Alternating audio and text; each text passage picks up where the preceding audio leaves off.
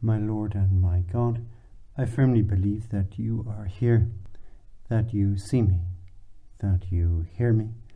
I adore you with profound reverence. I ask you for pardon of my sins and grace to make this time of prayer fruitful. My Mother Immaculate, Saint Joseph, my Father and Lord, my guardian angel, intercede for me. Well, I'm lucky enough to be spending a few weeks in the foothills of the Pyrenees in the north of Spain, in the wonderful shrine of Our Lady of Torrecidad. And a few days ago, a group of us went on an excursion along a gorge through the Pyrenees, through the mountains.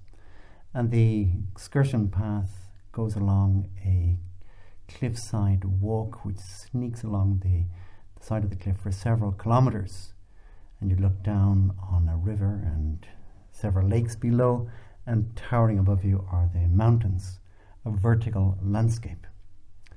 But when we came to our car park at the very beginning of our trek, we were greeted with one of those big, serious-looking signs you always find in these places. We might call it the sign of the prohibitions. It's all the things that you're not allowed to do. This sign forbade us to do things like push others over the edge, which I thought was fair enough, to light fires, throw rocks down into the river below, pick flowers, and even it was forbidden to take home the snails.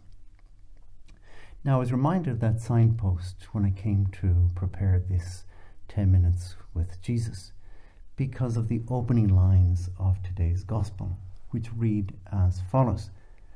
One Sabbath, Jesus happened to be taking a walk through the cornfields, and his disciples were picking ears of corn, rubbing them in their hands and eating them. Some of the Pharisees said, "Why are you doing something that is forbidden on the Sabbath day?"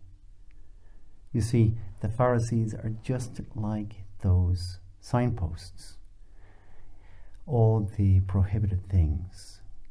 And you get the impression from this gospel scene that the Pharisees are almost delighted to find Jesus apparently breaking the law. They see everything in terms of the prohibitions, the negative. They're so obsessed with the prohibitions that they kind of miss the scenery along the way. It's as if you were to walk along that path, the gorge walk, and just always be thinking of the prohibitions at the very beginning. Not to be picking flowers, not to be snatching snails, not to be pushing people over the edge, all that. And for that, missing the beauty of the scenery, missing the mountains, the valley below, the river, the beautiful sunshine, the company. And in this case, it strikes me that the Pharisees cannot see the beauty of our Lord's charity, his concern for the hunger of the apostles. He allows them, you can imagine he gave them special permission to pick the ears of corn, to rub them in their hands and eat them. Perhaps they said to you, Lord, can we do this? And Jesus said, yes, go ahead. I give you my permission. In fact, several times in the gospel we see how Jesus is concerned about people's hunger. Remember that time when our Lord was preaching the big crowd by the Sea of Galilee? And at the end of it he says, well, I'm worried about them because they're going to faint on the way home because they haven't eaten anything. Or the 12-year-old girl who Jesus raises from the dead and immediately says to her parents, give her something to eat. And even as Jesus prepares breakfast for the apostles that 1 week after the resurrection by the Sea of Galilee. And Jesus, I imagine you looking at the Pharisees with great pity. Sure, the prohibitions are necessary, but they're not the central thing. Thinking about everything that's prohibited, and looking at our life and looking at God in that way will give us very much the wrong impression on things. For that we will miss the beautiful things, the great gifts that God is giving us. In other words, a way of putting this might be, God is our Father, the giver of gifts, before he is the giver of prohibitions. And the prohibitions are there, in fact, to preserve and protect the gifts that he's giving us. What about me? Lord, do you see in me a person who is aware and thankful for all the wonderful things that God gives me. There's a story, it's only a story, but it's told about a father who had two sons. One son is very pessimistic, and the other son who is very optimistic. And this father thinks, well, I'm going to give the pessimist a really great gift to kind of cure him of his pessimism, and I give my optimist son a not so great gift to help him to be more realistic. So the pessimist, they're twins, so they're birthed on the same day, and when the pessimist comes to opening his gift, he finds a top of the range iPhone. Wonderful, very expensive item. But immediately the boy starts grumbling and saying, oh, what a pity, I don't have the correct size cover for this. Or, it's not going to fit in my pocket. Or, I would have really preferred an Android. Now, the optimist is different. The father says, well, you go around the back into the garden and you'll find your gift there. The boy runs around the back, and what does he see in the garden? A big pile of manure, dung. But the boy, instead of crying, he shouts, fantastic, I've got a horse for my birthday. Now, obviously it's only a story, but it does bring something out. You and I could be the fellow who received the iPhone, or the boy who received the manure. The boy who received the iPhone, what he fails to do is count his blessings. He's immersed, and you and I can also be immersed in our first world problems. We're not aware of how much we have received. Even the smallest things. Think of the meals that we received yesterday or that we received today. Beautiful meals. Pope Francis recently encouraged people to return to the beautiful and meaningful custom, that's what he called it, of giving thanks to God before and after meals. Or am I like the boy who received the manure?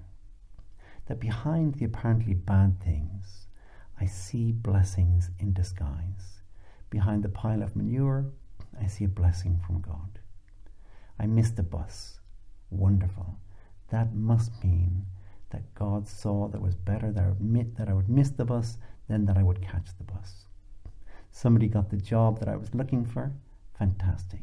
That means God had got something better in store for me.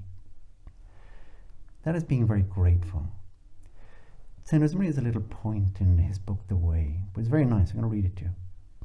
Get used to lifting your heart to God in acts of thanksgiving many times a day, because he gives you this and that, because you've been despised, because you haven't what you need, or because you have, because he's made his mother so beautiful, his mother who's also your mother, because he created the sun and the moon and this animal and that plant, because he made that man eloquent, and you he left tongue-tied. Thank him for everything, because everything is good. Lord, there's a thought that I could carry around with me today during the course of the day. Everything is good. Talking of birthdays, tomorrow we're celebrating a very special birthday, and that is the birthday of the Blessed Virgin Mary. It falls on a Sunday, so we don't celebrate it liturgically. In other words, it's not the Mass of Our Lady's birthday, but nonetheless, it is the birthday of Our Lady. And thinking of Our Lady in gifts, it is hard to imagine a greater gift that God could have given us than his own mother. That beautiful mother, as St. Josemaria spoke in that point. He made his mother so beautiful, St. Josemaria says. He made his mother so beautiful, and then he shared her with us. Jesus, when he was on the cross, gave you and gave me Mary to be our mother. What a wonderful gift he has given us. What a motive for gratitude. What a reason we should be thinking already of tomorrow's birthday and thinking, well, Mary, what can I give you for your birthday? And maybe what I can give Our Lady in preparation for her birthday. Many acts of thanksgiving to her Son for the wonderful gifts that we are receiving, the wonderful gifts that we receive today, that I've received through the course of my lifetime.